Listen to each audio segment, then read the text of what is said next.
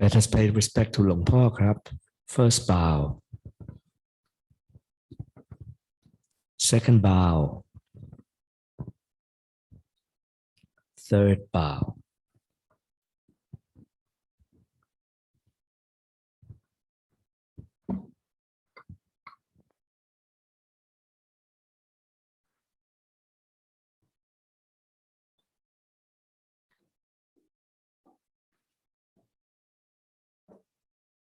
So this morning I offered some suggestions on the dullness, the environment, one of dullness. And it's good to remember that we talk about Buddhist practice, and it's very true that what we're doing is we're developing skills. We have a certain amount of theory, but you don't need that much theory. In fact, if you have too much theory, it can lead to more doubt. When you look at the volumes of books, you have the suttas, you have the commentaries, you have the Burmese commentaries, you have the Thai commentaries. Now you have Farang commentaries. Mamma mia. So although it's helpful, too much knowledge is really can actually be confusing. How much knowledge do you need? Well, you need enough information that you can, I would say, train with it, practice with it. So if you're like, let's say, you're a chef at a high-end restaurant in Bangkok, and you're the chief cook, say, and that must be a really tough job. You imagine, like, maybe there's 50 people in a restaurant and all the orders are coming in, and you have to make the food from scratch. It's not McDonald's frozen and thawed, and everything has to be hot and beautiful and has to come out hot and beautiful. That's an amazing skill, isn't it? You think about it. So there had to be some learning, but then there had to be a lot of practice before the person became the head cook. To be a parent, I can't imagine how you can be a parent. It is beyond me. That must be so difficult, because when you get married and have a child, they don't give you a book, do they? Parenting, I guess you just do it. I mean, you have the models of your own parents, and I guess you have you too, I don't know. But that obviously must be a skill that you develop. So skills are part of our human capacity. We are makers. We are doers. We can make things. So whether it's the skill of a spreadsheet, like I know some people that will like organize a retreat. A friend in Singapore who loves to make spreadsheets. He just loves spreadsheets. I say, yeah, why not? I mean, I couldn't make a spreadsheet. I can't boil an egg, but he loves making spreadsheets, and that's a skill. Whether you're doing code as a programmer, or you're a parent, or you're organizing a retreat, these are all very, very much part of being a skillful human being. And so the idea of bhavana, metta bhavana, or whatever, is the idea of developing skill. So let's say this morning I just made a suggestion around how you might deal with dullness. That's just my suggestion. And it's kind of severe, right? And obviously you can't do that all the time. But if it tastes good, like, well, this might work. This might work. Then somehow you do have to follow that. You have to follow that and train in it and develop skill, so that each time, so that you become really good at dullness, not falling asleep. You don't become good at being dull. You become very, very adept at the nivarana of dullness. And that's very important, because if we're going to enter into the silence of the mind and explore the subtleties of self and not self and doer and that, we need to have some sustained clarity of mind. And So anytime your meditation isn't going well, you have pain or you feel restless, you feel dull, there's a lot of resentment coming through your mind because someone insulted you, you feel regret because you didn't see someone who died, or all these different things as human beings we have. That is the practice. That is bhavana, whatever's coming up. And then you have to have enough intelligence and creativity and intuition to deal with it. And that's where a fixed technique is dangerous. You just fix a technique. Oh, this is what you do day in and day out. Well, life is constantly changing. So I think I offered you a technique that I like to use around dullness and sleepiness. So it's just a sort of suggestion, but then how do you use that creatively? How do you make that your own? And skills need to be done a lot. You think about driving a car in Bangkok. I mean, that's a horror show. I can't imagine how anyone. I sit in the car. Oh no, I was going to go into that. It's really painful. We have wide roads. The soy that Dhammaram's on. How do they get two cars to go by? I still haven't figured that out. So to drive in Bangkok, you have to be skillful. But I would be petrified. I could never develop that skill. And many of you have a driver, I've noticed, which is a good idea.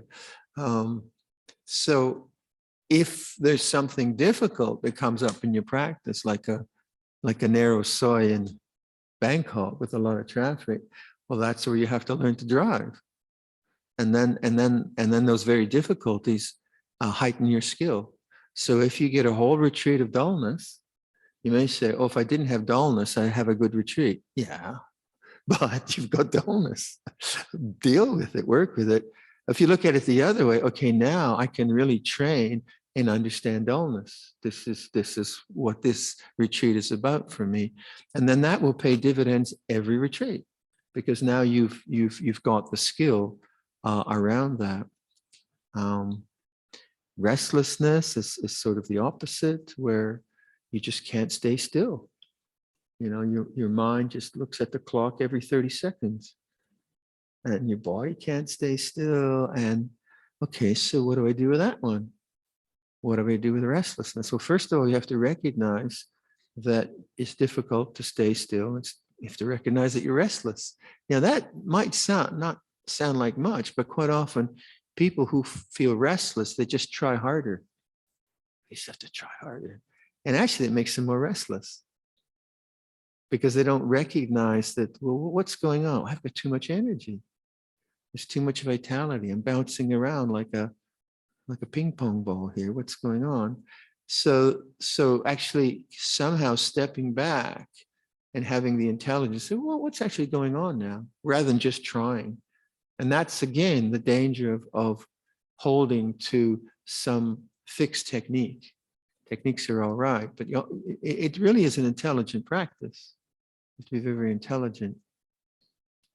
So with restlessness, usually like the opposite of dullness, it's actually doing less.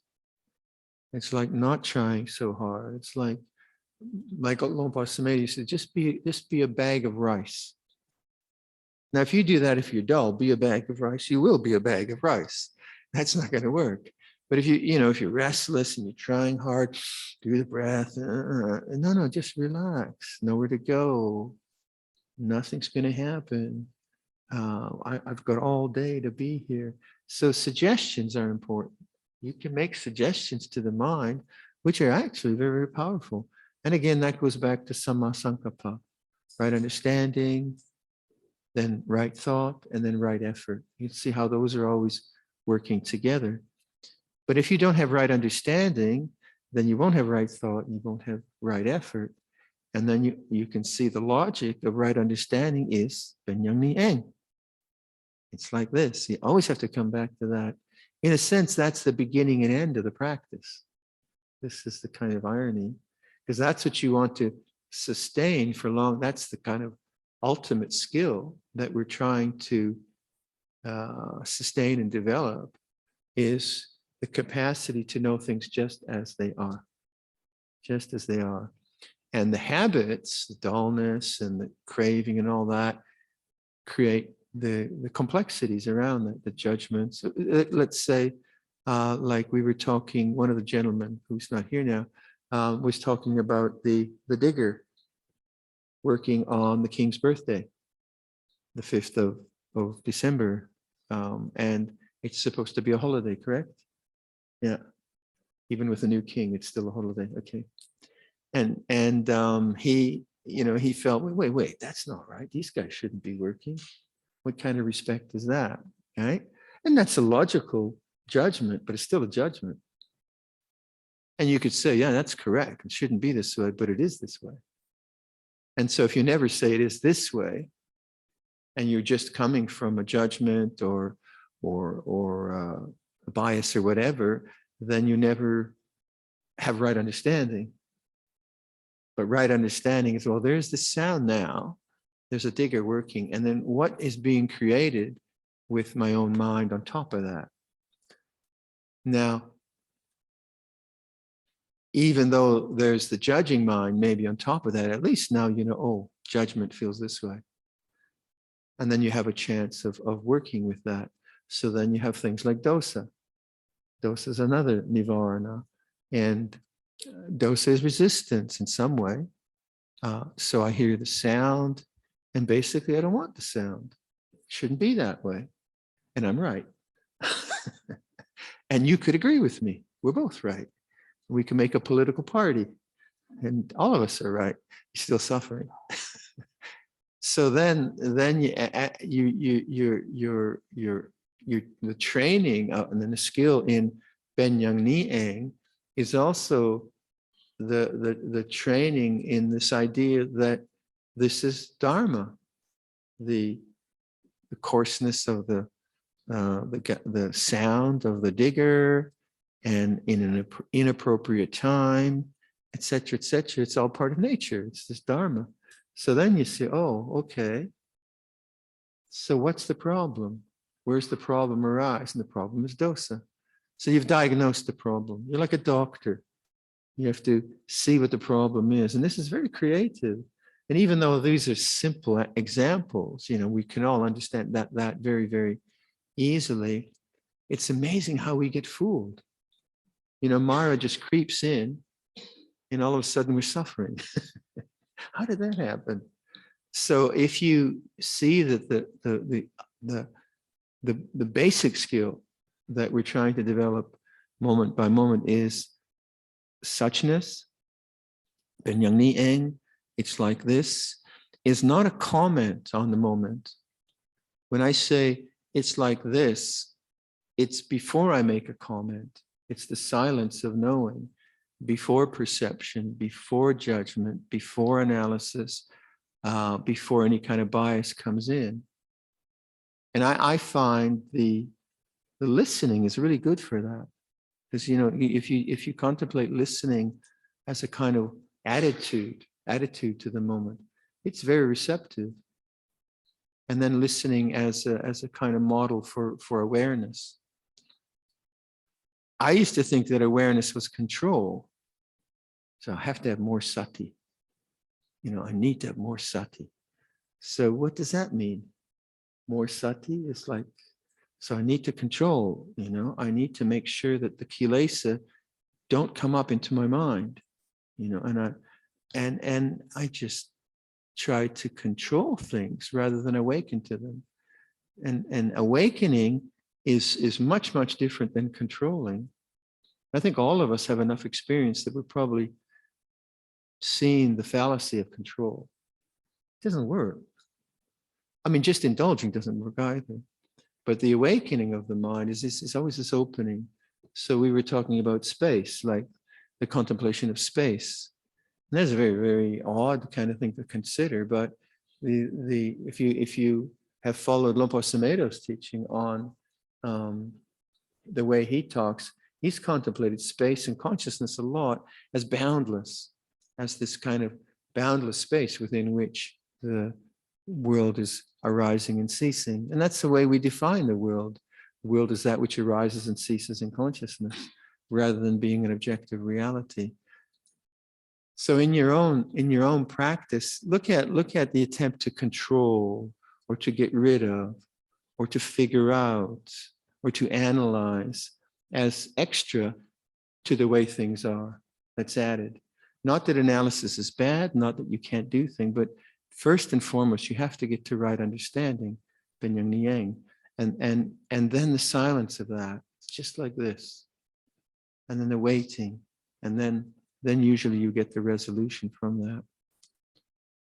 So in the kind of nivarana, you have doubt, you have dosa, you have doubt is one of the hindrances, and that's just thinking. Thinking leads to more thinking. If you want to really have a lot of doubt, then read more. Read more Buddhism. Sometimes I'll do that. I mean, not anymore. I used to. I'll have some doubt. And then I'll look in the library and see somewhere there's the answer. I know it. And I'll pick a complicated book. Big mistake. In fact, I used to do that in university. If I wanted to read I thought I should read like the Western philosophers, so I'd pick up Heidegger or Kant or all these characters, and I just get a headache, and my mind would be spinning. And then I thought I was stupid because I didn't understand them, but I was just making myself suffer. I said, what are they saying? And I was just in thought all the time. So my dad was, he was a lawyer in Latvia, and then he lost that profession when he was a refugee. And his thesis was, when you've read more, you'll know more. So that was always around thinking. And so he was an incredible consumer of ideas. And if he would have lived to see the internet, he would have blown his brains out, I think. Because he was just always reading and making lists and so on. And because he was a lawyer, I never won any arguments with him. But I think once I almost got there. And then he pulled it on me. He said, when you've read more, you'll know more. I said, he was very smart that way. And then when I came back my parents found it very difficult, me being a monk, because culturally it was like, I might as well be in Mars. They had no cultural sense. So they thought I was lost in a cult. They thought I was really gone. And when Luangpor Cha was in England, I invited Mom to meet him. She didn't trust him at all. She looked at him, you got my son. I don't like you. Luangpor Cha was just charming, but poor Mom. So anyway, my parents, I know you can't blame them. They're from Europe. They're from, really sophisticated society, very cosmopolitan. This guy shows up. So getting their heads past their own fears, it took about 5 years, before they said, oh, maybe it's good for him. In any case, I came back after about 7 years. I hadn't been back to Canada, and my dad was kind of on board now. He could see there was some sense of pride. And then I told him about no thought.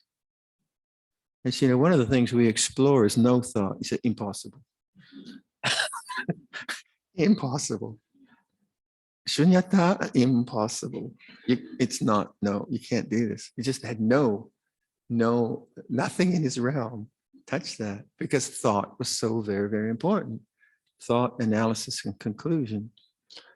And thought is fantastic, but it is not nibbana. It's not the unconditioned, it is conditioned.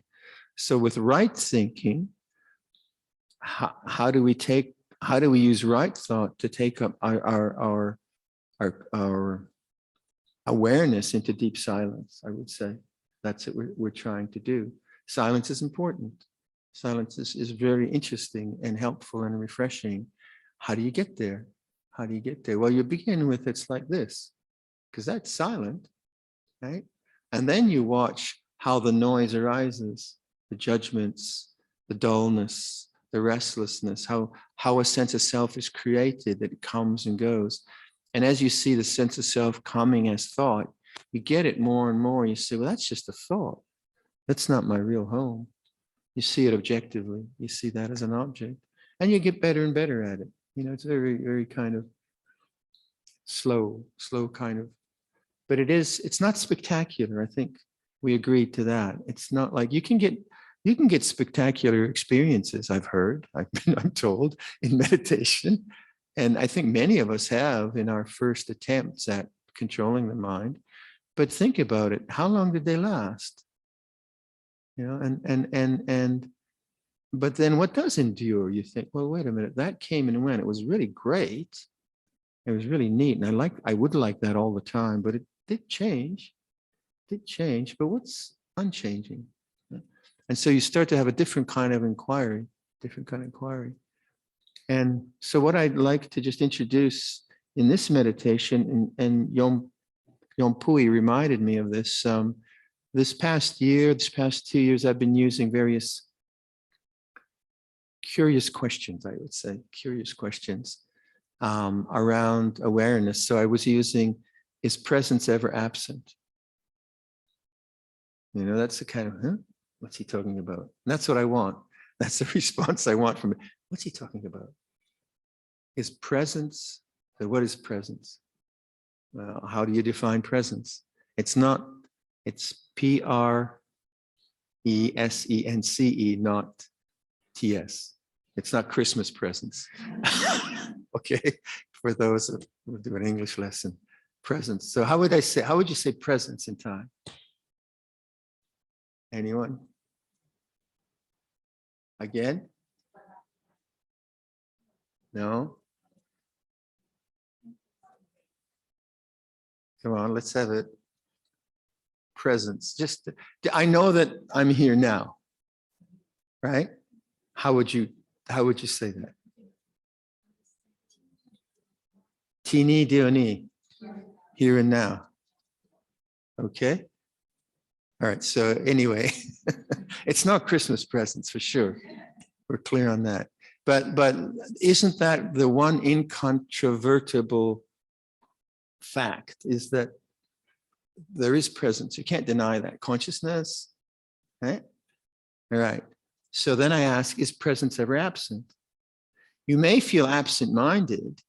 You may be thinking about the restaurant in Bangkok or driving through the sois of Bangkok or whatever, but was presence ever absent?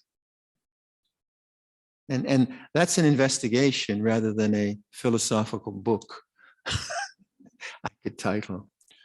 And so what else was I using? I was using,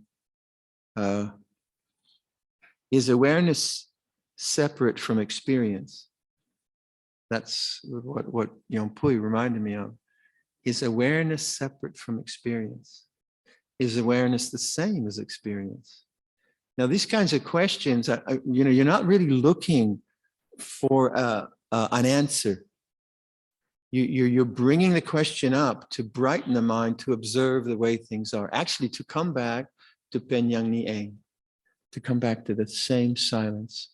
And that there is something about a question, if it's used without the desire for an answer. If you use it with a desire for an answer, then you just think more. Is presence ever absent? Yes, it is. No, it isn't. Well, sometimes it seems to be. Well, I don't know. Maybe it is. And then you're just thinking. That's not the point of it. You might as well do Christmas presents then. So the point of it is actually silence. So maybe I'll just introduce some of those.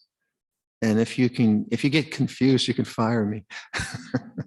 But if that kind of practice doesn't work and it just creates more thought, then just drop it.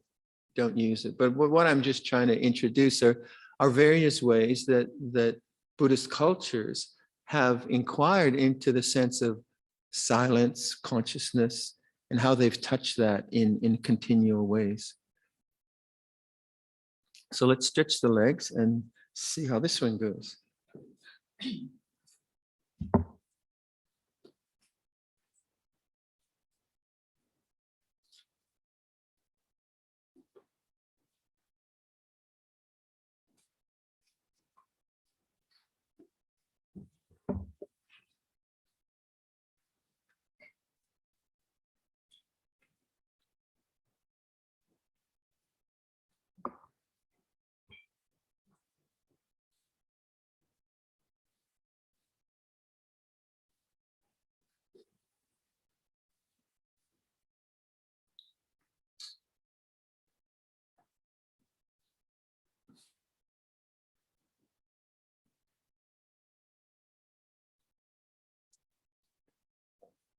Okay, so awakening to the way things are. And let's say maybe the goal of our practice, the skill we're developing is this capacity to sustain for long periods of time this very simple sense of knowing what life is like right now before we comment, before we analyze, before we judge, just the way it is. So it's like this.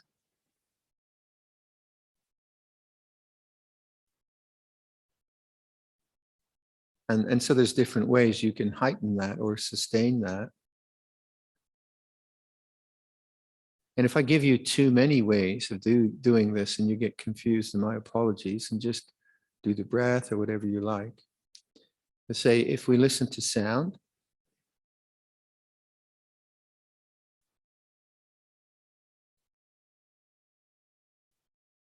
so the sound you could say is an object in awareness, one way of thinking or perceiving.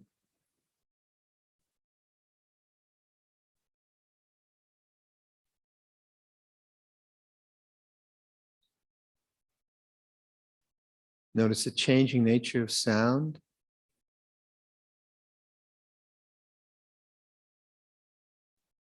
And maybe that heightens the observation, but it's still the same puru.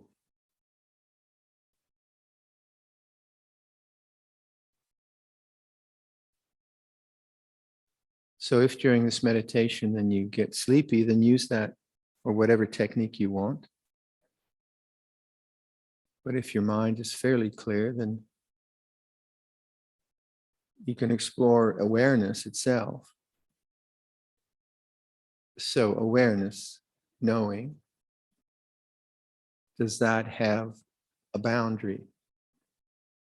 Can you find like an edge to awareness?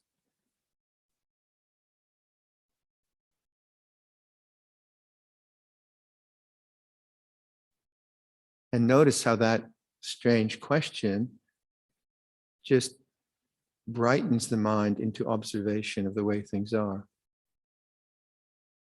And you don't really need an answer. Can you find any limit to the right? Or any limit to the left in awareness? Above and below? Is there any limit in front of you, behind?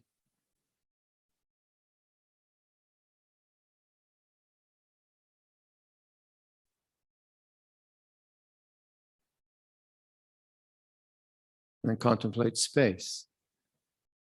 Does space have any limit?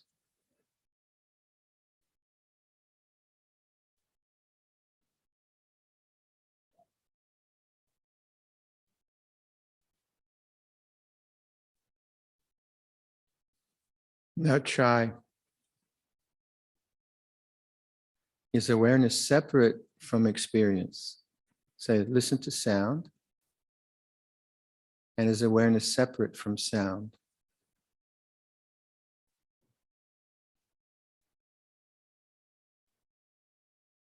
Is awareness the same as sound?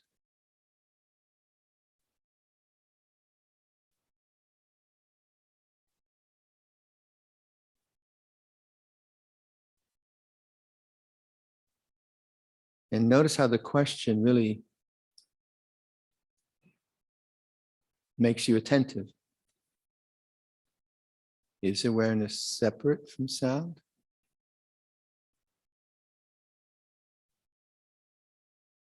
Is it the same as sound?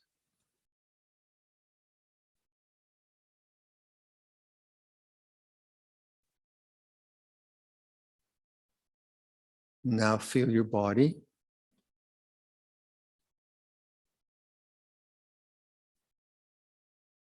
Is awareness of the body different from awareness of sound?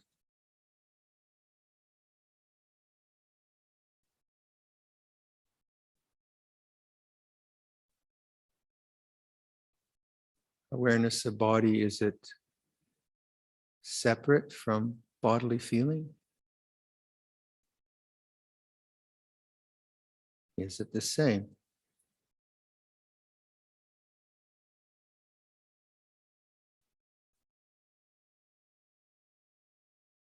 And then just the suggestion is be that awareness.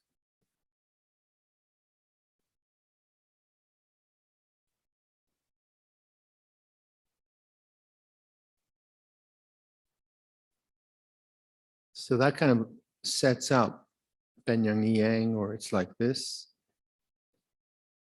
And then as the dullness comes or restlessness comes, can you see those as objects that come and go, or do you get caught as the subject? If you're caught as the subject, then you have I thoughts, me thoughts, dullness, and then that's where you train. That's the bhavana. And what is the training? To return to this, how is it now? It's like this, to the silence of knowing.